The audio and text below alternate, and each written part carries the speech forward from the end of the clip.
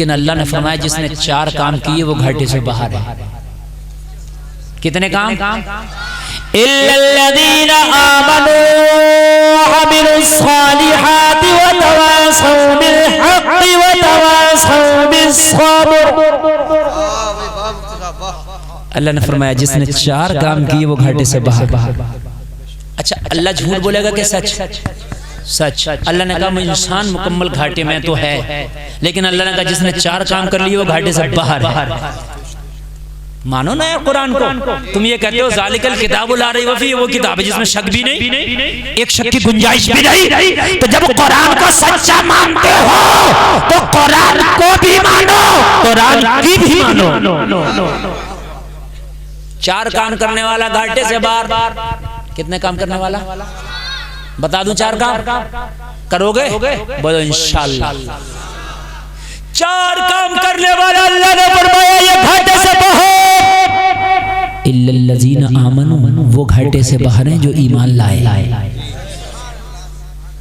कौन लोग घाटे से बाहर हैं? जोर से बोलो, जोर से बोलो। तो पूरे जलसे में सब कह सकते हैं मैं भी तो ईमान लाया, हमारी माँ बहनें भी कह सकती हैं हजरत हम भी तो ईमान लाए, जितने कलमा पढ़ते हैं सब ईमान लाए। तो अल्लाह ने कहा खाली ईमान से काम नहीं चलेगा, मैंने 4 काम बताए, भी 3 रह गए। ईमान लाने के बाद 3 काम रह गए। ईमान लाने के बाद कितने रह गए? हम पहले पे अमल कर रहे हैं, बस ईमान लाए, नाम मोहम्मद अली, नाम मोहम्मद फुरकान, बस हो गया, काम हो गया, हजरत ईमान ले आए, बात खत्म हो गई। लेकिन कुरान ने 4 काम बताए। कितने बताए? कुरान की मानो ना, और 4 कामों पे तुम अमल कर लो, और तुम कामयाब ना हो और घाटे से बाहर ना हो जाओ तो यार दुनिया छोड़ दो, मैदान महशर में मेरा दामन थाम लेना, जाओ, इससे बढ़कर कोई बात नहीं कह सकता। कितने काम बचे?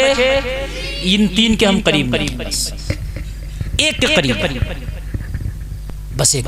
इल्लल्लज़ीना, हम ईमान लाए। लेकिन अल्लाह ने खाली ईमान की बात कहा ही नहीं, अल्लाह ने 4 काम बताए। इल्लल्लज़ीना आमनू, जो ईमान लाए, और वअमिलुस्सालिहात, ईमान लाने के बाद जिन्होंने नेक अमल किए। क्या किए? जोर से बोलो, क्या किए? ईमान ले आए, नेक अमल किए तो घाटे से बाहर का भी नहीं। 2 काम और हैं, 2 काम और हैं। वतवासौ बिल हक़ वतवासौ बिस्सब्र। जिसने हक की तलकीन की और जिसने सब्र की तलकीन की, ये 2 चीजें और हैं। हक क्या है? फजर का वक्त हो तो अब हक है कि फजर पढ़ो, ये हक है। माल आए तो अब हक है कि ज़कात दो। सुभान अल्लाह बोलो। ये हक है। बीवी हो तो उसको टाइम दो, हक है। बच्चा हो तो उसकी तरबियत करो, उसे टाइम दो, ये उसका हक है। अगर तू कितना भी कमाता है तो या तो रात को अपने को आराम दे या दिन को, ये तेरा हक है। समझ में बात आ रही है कि नहीं आ रही है? अल्लाह ने तुझे मालदार किया है तो गरीबों का ख्याल करिए, तेरा हक है। अगर तू जवान हो गया तो निकाह करिए, तेरे नफ्स का हक है। और जिसने हक को नहीं पहचाना, खुदा की कसम कितने भी सजदे कर ले वो कामयाब हो ही नहीं सकता। देखो एक बात बताऊं, मैं मौलाना हूं, आपने मुझे तारीख दी, मुझे कुर्सी दे दी, अब सही रास्ता बताऊं, ये मेरा हक है। बात समझ आ रही कि नहीं आ रही? मैं यहां पर चीख के बोल रहा हूं, आप सुन के अमल करो, ये मेरी तकरीर का आप पर हक है।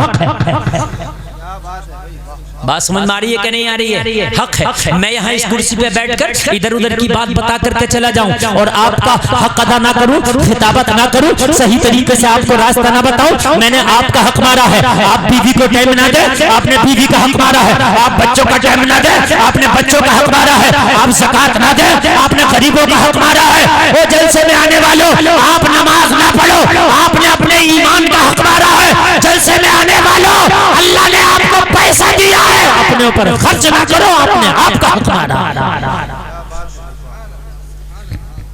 समझ रहे हैं? आखिरी पैगाम आपको दे करके जाना चाहता हूँ। मैंने कहा अल्लाह ने फरमाया गम ना करो, अल्लाह ने फरमाया रंज ना करो, अंतुमुल आलम, अल्लाह फरमाता कामयाब तुम हो इन तुम मुमिनीन। शर्त ये है कि पक्के मोमिन बन जाओ। बस मुश्किल से 5 मिनट मेरी तकलीफ, मुश्किल से 5 मिनट। अल्लाह सलामत रखे। आपने बहुत अच्छा सुना और आपका जलसा बहुत कामयाब है, बहुत कामयाब। अमल होगा, बोलो इंशाअल्लाह। अल्लाह सलाम, अल्लाह सलाम। कुर्बान जान। बस बैठ कोई भी नहीं खड़ा होगा। ये 5 मिनट का पैगाम है। मेरी तकरीर बिल्कुल होगी। 2 बजे जा रहा है, 2 बजने में 6 मिनट है, वो फिर 4 मिनट है और इसी 5 मिनट में मेरी गुफ्तगू खत्म। बस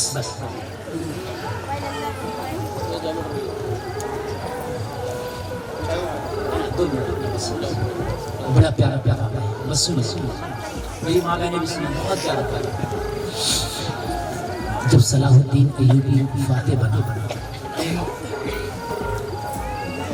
जब तख्त पर बैठा था सलाहुद्दीन अय्यूबी, ईसाइयों के बड़े बड़े जर्नैल कमांडर जब बेड़ियों में कैद करके लाए गए और सलाहुद्दीन के सामने औंधे मुंह में डाला।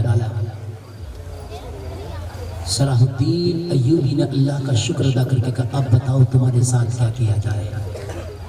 तुमने क्या कहा था कि सलाहुद्दीन तेरे बस की बात नहीं है। जब मैं बीमारी में मुब्तला हुआ था तो तुमने हंस के मेरा मजाक उड़ाया था। मैंने मदीने वाली मुस्तफा की बारगाह में इस्तग़ासा किया था, या रसूल अल्लाह मौत तो बढ़ा के आ जाए लेकिन इस मर्ज से मुझे शिफा मिल जाए ताकि मुखालिफीन को सलाहुद्दीन अय्यूबी जवाब दे सके।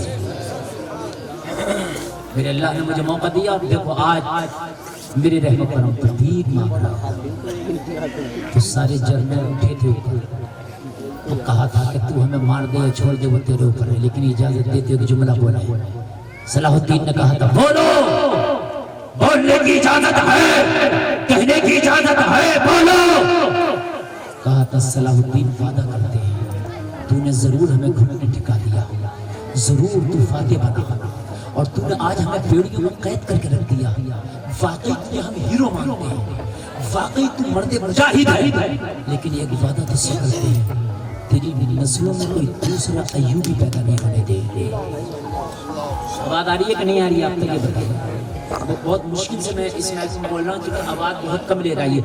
कहा था अय्यूबी कोई तेरी नस्लों में दूसरा सलाहुद्दीन पैदा नहीं होने देंगे। कहा कैसे? कहा तेरी कौम की बेटियों में इतना नंगापन, इतनी उरियानियत, इतनी बेहयाई, इतनी फहाशी भर देंगे कि उनकी कोख से पैदा होने वाला शराबी नचनिया तो हो सकता है मगर कोई अय्यूबी पैदा नहीं होगा। यही बात है कि आज हमारी औलादों में नचनिया तो आता है, डांसर तो आता है, शराबी तो आता है, सट्टेबाज तो आता है, लेकिन कोई तारिक बिन जियाद क्यों नहीं आता? कोई मूसा बिन नसीर क्यों नहीं होता? कोई मोहम्मद बिन कासिम क्यों नहीं होता?